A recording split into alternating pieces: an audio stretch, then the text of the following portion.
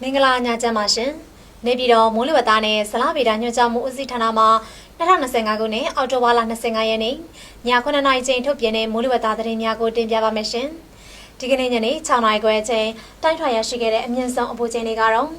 နေပြည်တော်မှာ35ဒီဂရီဆယ်စီယပ်95ဒီဂရီဖာရင်ဟိုက်ရန်ကုန်မြို့မှာ34ဒီဂရီဆယ်စီယပ်93ဒီဂရီဖာရင်ဟိုက်နဲ့မန္တလေးမြို့မှာ35ဒီဂရီဆယ်စီယပ်95ဒီဂရီဖာရင်ဟိုက်တို့ဖြစ်ကြပါတယ်။မုန်တိုင်းငယ်သတင်း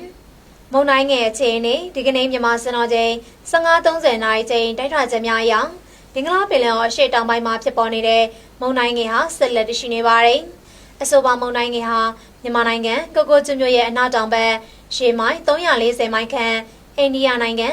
ံချင်းနိုင်မြို့ရဲ့အရှေ့တောင်ဘက်ရှေ့မိုင်910မိုင်ခန့်ကာကီနာဒါမြို့ရဲ့အရှေ့တောင်ဘက်ရှေ့မိုင်930မိုင်ခန့်ကွာပင်လယ်ပြင်ကိုဗဟိုပြုနေပါတယ်။မုန်တိုင်းငယ်ရဲ့လက်ရှိအခြေအနေမှာမြန်မာနိုင်ငံဘက်သို့ဥတီရွေးလျားမဲ့အခြေအနေမရှိပါသဖြင့်အဝါရောင်အဆင့်ဟုသတ်မှတ်ပါတယ်။မုန်တိုင်းငယ်ရဲ့တည်နေရာဗဟိုချက်လေပြင်းနဲ့လေတိုင်းနှုန်းအဆိုပါမုန်တိုင်းငယ်ဟာမြန်မာစံတော်ချိန်15:30နာရီအချိန်မှာမြောက်လက်တီကျူ10.8ဒီဂရီနဲ့အရှေ့လောင်ကြီးကျူ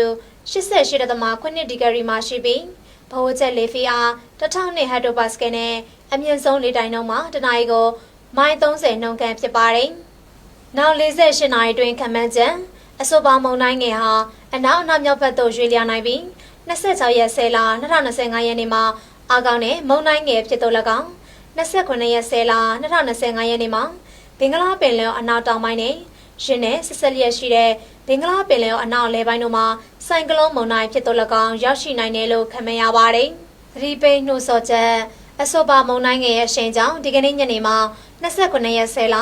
2025ရက်နေ့အတွင်းတနင်္သာရီတိုင်းဒေသကြီးချင်းပြည်နယ်နဲ့ရခိုင်ပြည်နယ်တို့မှာနေရာကျကျမှနေရာစစိမ့်နဲ့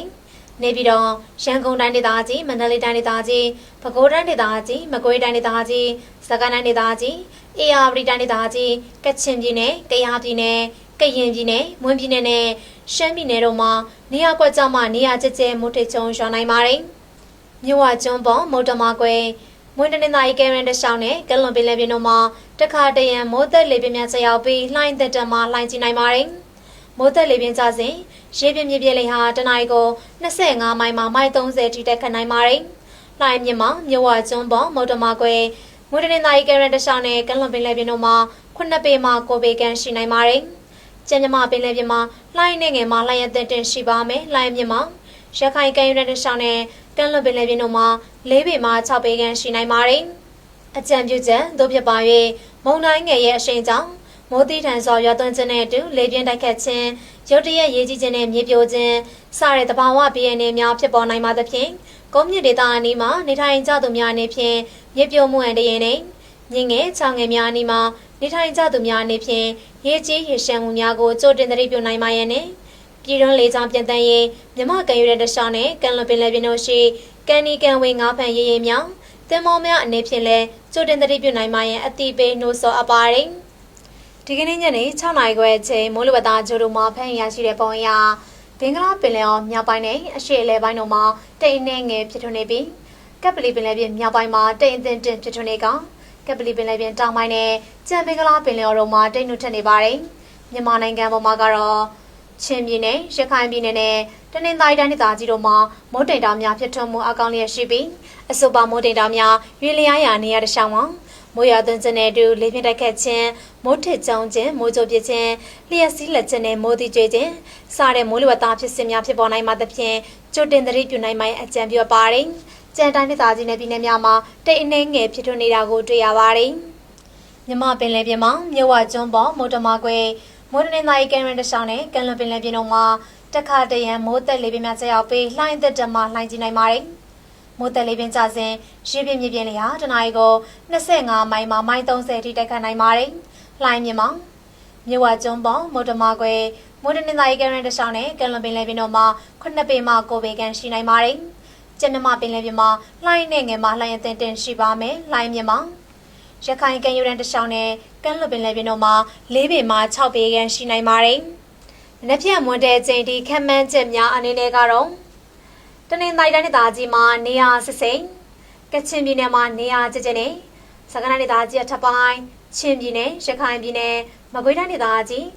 နေပြည်တော်မန္တလေးတိုင်းဒေသကြီးရှမ်းပြည်နယ်မြောက်ပိုင်းတောင်ပိုင်းပဲခူးတိုင်းဒေသကြီးအေရဝတီတိုင်းဒေသကြီးရန်ကုန်တိုင်းဒေသကြီးနဲ့မွန်ပြည်နယ်တို့မှာနေရာကွက်ကြောင်းမုတ်ထချုံရွာပြီးစကိုင်းတိုင်းဒေသကြီးအောက်ပိုင်းရှမ်းပြည်နယ်အရှေ့ပိုင်းကယားပြည်နယ်နဲ့ကရင်ပြည်နယ်တို့မှာတိမ်အထင်တင်ဖြစ်ထွန်းပါမယ်။နေပြည်တော်နဲ့နေတဝိုင်းမနက်ဖြန်အတွက်မိုးလေဝသအခြေအနေခန့်မှန်းချက်မှာနေရာကွက်ကြောင်းမုတ်ထချုံရွာနိုင်ပါတယ်။အမြင့်ဆုံးမူချိန်မှာ35ဒီဂရီဆယ်စီယပ်95ဒီဂရီဖာရန်ဟိုက်နဲ့အနိမ့်ဆုံးမူချိန်မှာ23ဒီဂရီဆယ်စီယပ်83ဒီဂရီဖာရန်ဟိုက်ရှိနိုင်ပါတယ်။ရန်ကုန်မြို့နယ်နေတဝိုင်းမနက်ဖြန်အတွက်မိုးလေဝသအခြေအနေခန့်မှန်းချက်မှာလည်းနေရာကွက်ကြောင်းမုတ်ထချုံရွာနိုင်ပါတယ်။အမြင့်ဆုံးမူချိန်မှာ34ဒီဂရီဆယ်စီယပ်93ဒီဂရီဖာရန်ဟိုက်နဲ့အနိမ့်ဆုံးမူချိန်မှာ23ဒီဂရီဆယ်စီယပ်83ဒီဂရီဖာရန်ဟိုက်ရှိနိုင်ပါတယ်။မန္တလေးမြို့နယ်နေတဝိုင်းမနက်ဖြန်အတွက်မိုးလေဝသအခြေအနေခန့်မှန်းချက်မှာတိမ်အထင်တင်ဖြစ်ထွန်းပါမယ်။အမြင့်ဆုံးမူချိန်မှာ34ဒီဂရီဆယ်စီယပ်93ဒီဂရီဖာရန်ဟိုက်နဲ့အနိမ့်ဆုံးမူချိန်မှာ23ဒီဂရီဆယ်စီယပ်83ဒီဂရီဖာရန်ဟိုက်ရှိနိုင်ပါတယ်။နောက်နေ့ရက်အတွက်ခန့်မှန်းချက်များအနေနဲ့ကတော့တနင်္သာရီတိုင်းဒေသကြီးမှာနေရာကျကျမှနေရာဆက်စိတ်မုတ်ထချုံရွာနိုင်ပါတယ်။အခုတင်ပြခဲ့တာကတော့ဒီကနေ့ည9:00နာရီချိန်ထုတ်ပြန်တဲ့မိုးလေဝသသတင်းများပဲဖြစ်ပါတယ်။ကိုစိတ်နှပြကျမ်းမာချမ်းသာကြပါစေရှင်။